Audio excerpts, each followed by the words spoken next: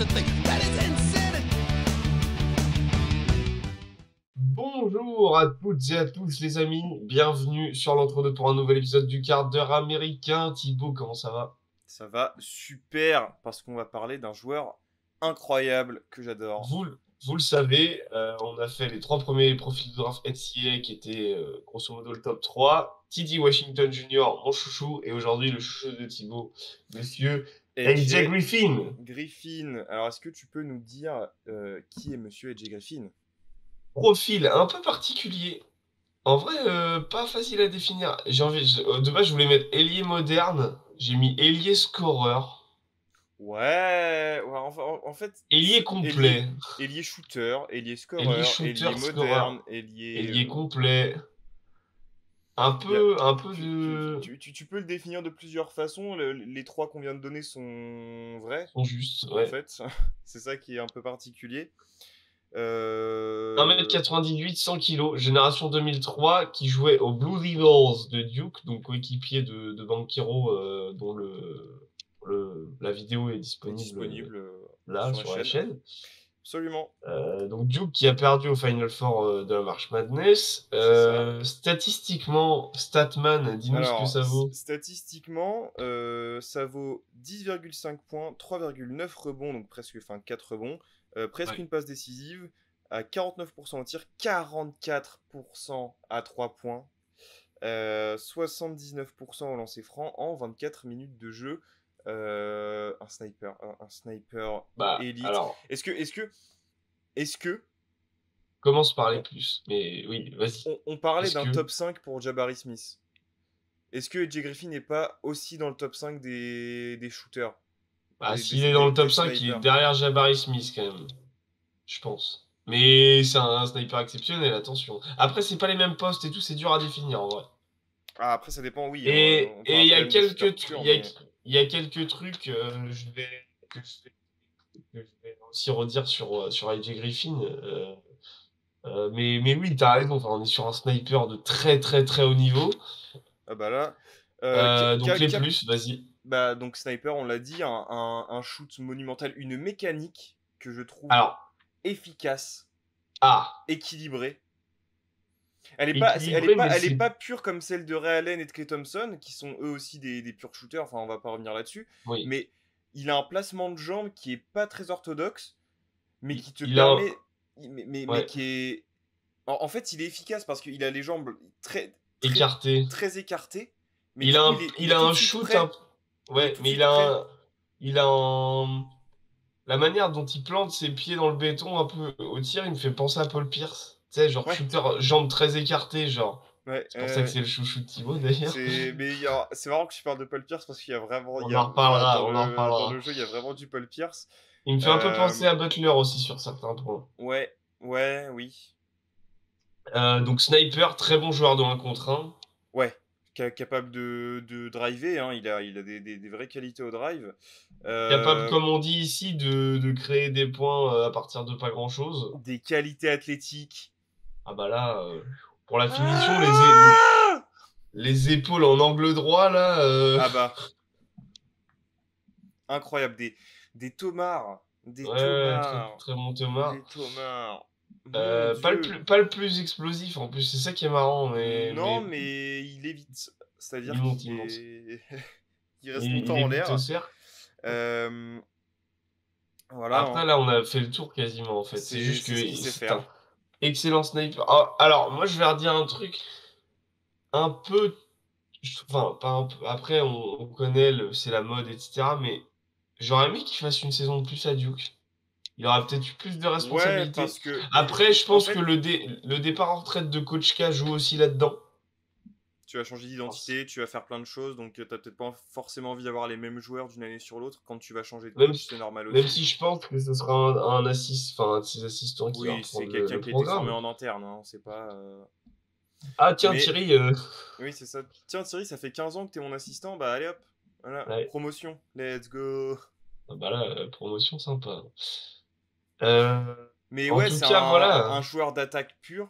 Vraiment, c'est de la folie en attaque. Par contre, du coup, on va passer au point négatif. Ouais.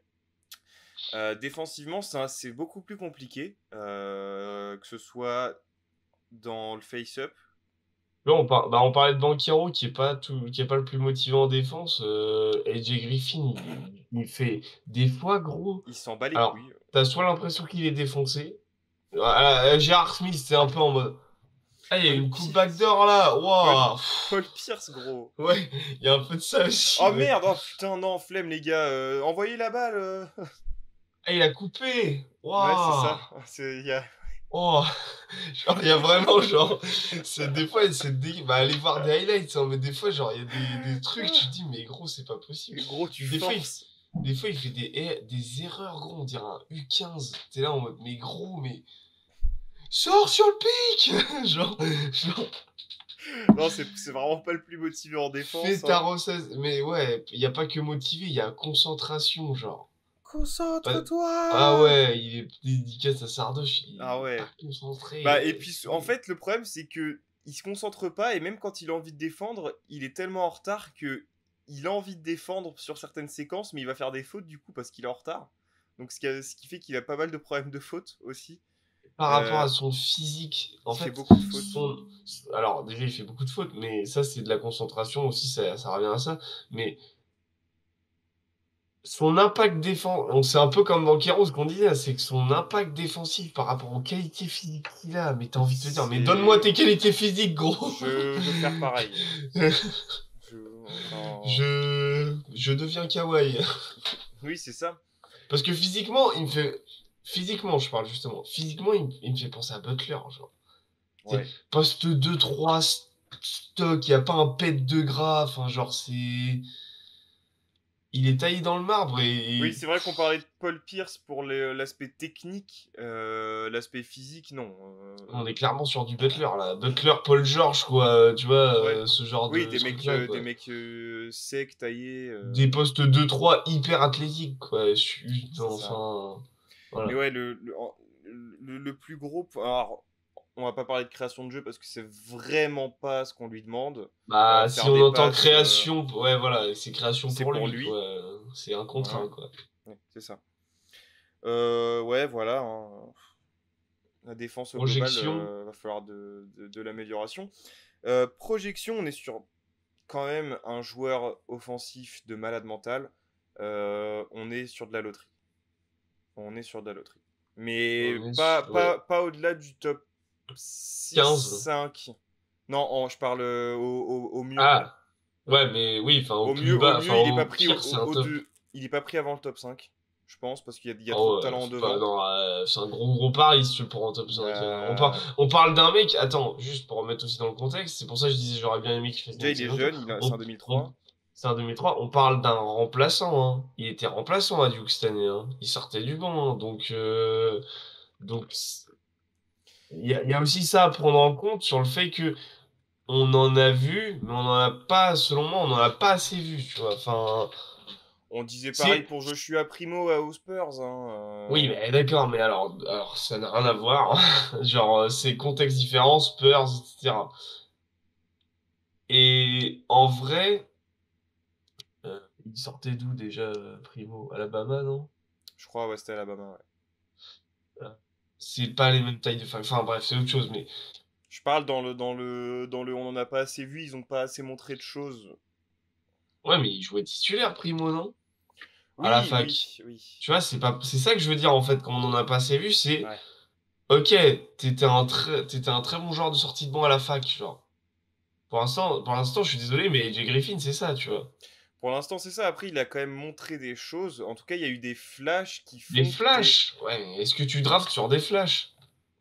En fait, moi, ce qui me dérange un peu, et c'est marrant, il va y avoir un écho avec ce qu'on a dit sur Jabari Smith. D'ailleurs, si vous n'avez pas vu la vidéo, allez-y. Elle est en playlist. Bon, alors déjà, on est sur... Voilà, pour moi, on va être sur une rotation poste 3. Là, en rôle dès cette saison rookie, là. Ah oui. En rotation. Le titulaire compliqué pour l'instant. Mais... Donc voilà. Et en fait, là où, pour moi, ça fait écho avec Jabari Smith aussi, c'est que en fonction de... Bah, après, c'est un peu pour tout le monde, mais en fonction d'où il va tomber, il va avoir En fait, j'ai du mal à l'évaluer parce qu'il va avoir, soit il va tomber dans une équipe, centre de formation, couveuse et tout, où il va avoir une putain de formation individuelle en interne. Et ça peut devenir un, j'aime bien dire ça, mais vous comprenez quand je dis des Kawhi Leonard, Paul George ou Jimmy Butler, justement, des postes de 3 qui arrivent avec un physique, qui arrivent très jeunes, avec du talent, et qui, en bossant, font partie des grands joueurs de la ligue, quoi. Ouais. Et j'ai un peu peur qu'il fasse une Jabari Smith où en fait, il soit il soit mal utilisé, donc en fait on l'utilise uniquement en shooter. Ça peut arriver, hein. Ça peut arriver, Tu sais que ça mais peut arriver, hein. ça dépend où il Et va en tomber, fait, mais ça peut et en arriver. fait, pareil, c'est-à-dire qu'en fait, t'as en termes efficacité pure, là je fais le mec très analytique, très statistique, en termes de production, bah en fait tu draftes Kyle Korver dans le top 10. Tu vois ce que je veux dire? C'est là où ça me fait un peu peur. Ouais. Oui. Tu vois ce que je veux dire? En fait, si il tombe dans une équipe qui l'utilise comme juste un shooter, bah, en fait, Oui, ok, t'as drafté, oui, c'est ça, oui. t'as un bon shooter, mais puis la mécanique, c'est Alors, pareil. Moi, j'aimerais bien la voir se traduire en NBA aussi, parce que on connaît les mécaniques douteuses qui rentrent en fac et qui après. je trouve pas qu'elle soit douteuse. Non, elle est pas douteuse, c'est Elle est vrai. peu commune, mais elle est pas douteuse Oui, parce que c'est vrai. ses appuis et la manière dont il prend appui Hein, puis il a et une bonne mécanique quand même. T'as raison. Il est, c'est enfin, fluide. C'est juste qu'il a des appuis très larges, ce qui font qu'il a une hmm, stabilité de malade aussi. Tu vois, hmm. c'est. Ouais, c'est vrai. Oui, puis t'es pas à 79% lancé avec une mauvaise mécanique, hein. Voilà. C'est Et vrai. t'es pas à 44% à 3 points non plus. Oui, oui, oui. Ah, des fois, tu peux plus te trouver, hein. Lonzo Ball, il avait des bonnes stats à la fac à 3 points, hein. Et pourtant, Ouais, il faisait le lance-pierre, là, oui, hein. c'est vrai. C'est vrai, c'est Donc vrai, bon. c'est vrai. Mais en général, le pourcentage de lancer ment moins que le pourcentage à 3 points sur la mécanique, en tout cas. Bon, bah voilà, tu vas Bah nous donner ton écoute, pic. bah j'ai deux pics.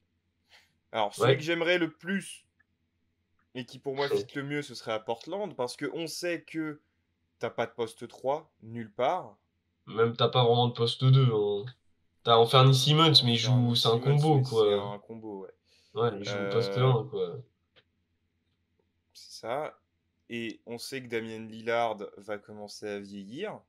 Il a besoin d'être entouré, Il a surtout. Ouais. besoin d'être entouré, mais il va peut-être être moins habile au scoring avec les années qui. Parce que là, ses meilleures années, c'est soit maintenant, soit elles sont déjà passées. Donc, il va te Après, moi, falloir une j'ai deux. relève Ouais. et parce que Damien Lillard est un très bon passeur. C'est juste il Oui. est pas assez entouré pour en faire. Mais si tu lui mets un vrai scoreur, il a un vrai scoreur, un vrai joueur qui a des qualités offensives à côté de lui, il va être assez intelligent pour lui faire des passes, surtout si c'est un projet à long terme pour rester à Portland, machin. Ouais. Je pense que AJ Griffin peut avoir des vrais tickets à côté de Damien Lillard. Vraiment. Ouais, c'est clair, je suis d'accord. Et c'est ce qui fit le mieux. C'est peut-être le meilleur talent si tu peux le drafter en 7. C'est peut-être le plus gros Ah. talent offensif que tu puisses trouver. Ouais. Passer le top 5, Mm. Et t'as un autre pic aussi, du coup? j'ai Indiana en 6.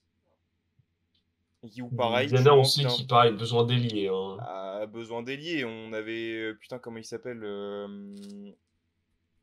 TJ Warren, là, qui s'était transformé en Kawhi Leonard pendant la bulle.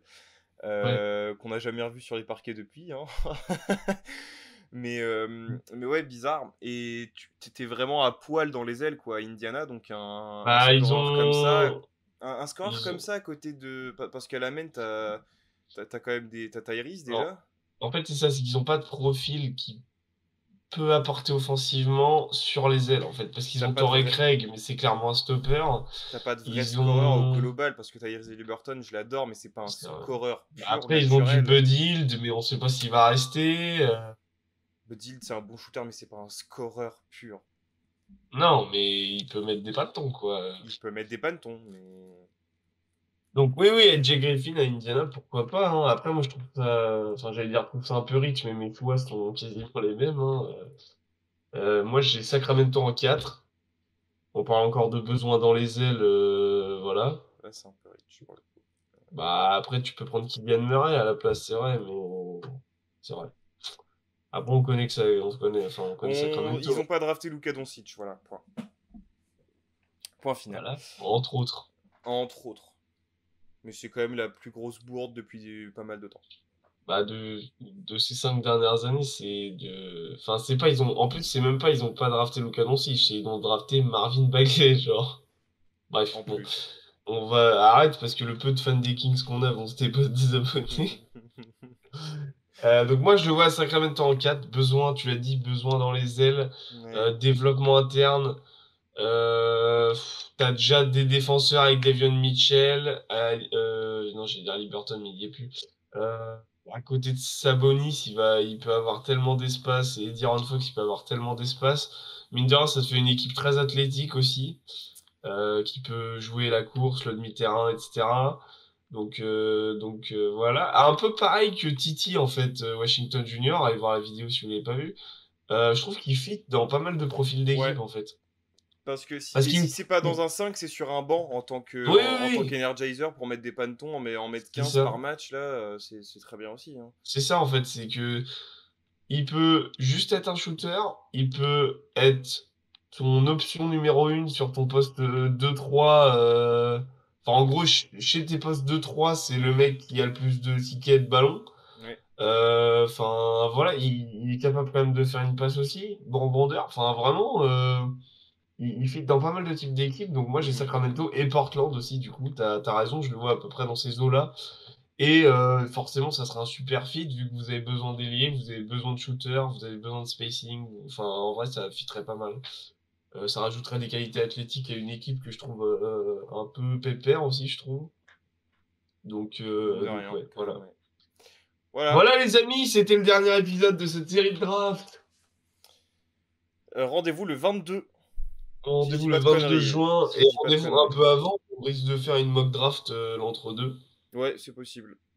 Peut-être pas du premier tour, mais au moins des 15-20 premiers choix, quoi.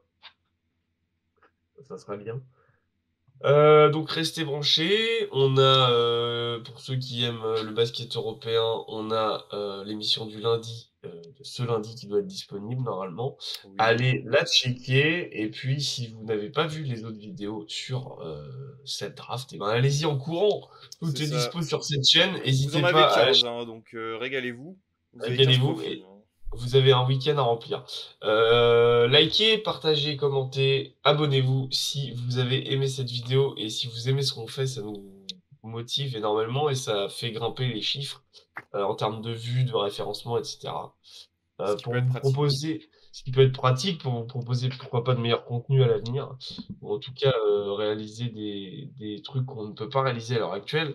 Voilà. Et bah écoute, je te laisse conclure cette série.